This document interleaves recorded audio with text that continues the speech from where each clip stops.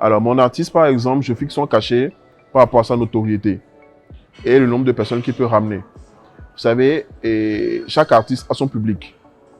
Si, par exemple, on m'appelle pour une soirée privée assez select, le cachet sera différent. Si on m'appelle pour un concert grand public, au palais, au stade et tout, le cachet sera différent.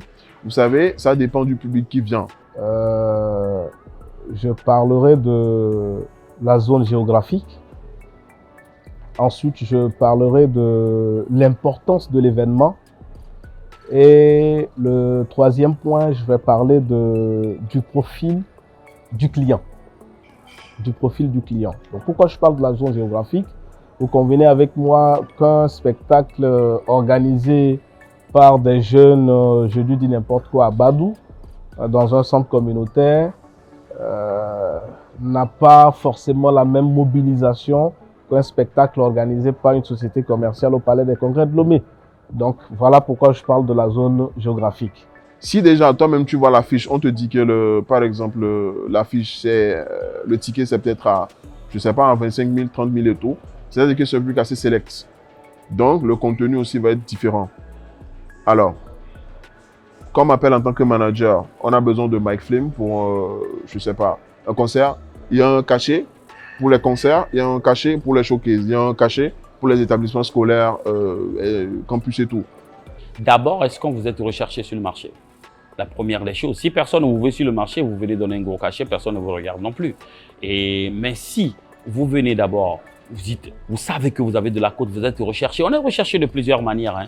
Mais la chose la plus importante, c'est la popularité de l'artiste. Je ne dis pas que tout le monde doit avoir la popularité de Michael Jackson. Je ne dis pas que tout le monde est tout fan. Non. Mais je dis, il faut être connu. Vous voulez vendre votre produit, votre musique, il faut que les gens sachent d'abord que vous faites cette musique. Donc, la première des choses pour fixer un cachet, c'est de savoir est-ce que vous êtes connu. Si vous n'êtes pas connu, excusez-moi, vous devez être même prêt à les payer pour chanter. Mais si vous êtes connu, à quel niveau vous êtes connu? Si vous êtes connu que du secteur administratif, je veux dire, c'est les directeurs de société, les fonctionnaires qui vous connaissent. Ok, vous avez un bon terrain, quand vous allez là-bas, vous les facturez ce que vous devez les facturer.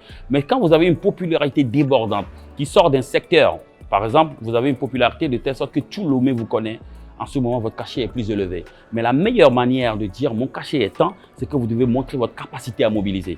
Votre capacité à mobiliser, c'est-à-dire vous organisez vos concerts au palais, remplissez le palais, vous dites à quelqu'un, j'ai mon cachet à 1 million de francs CFA, personne n'en doute.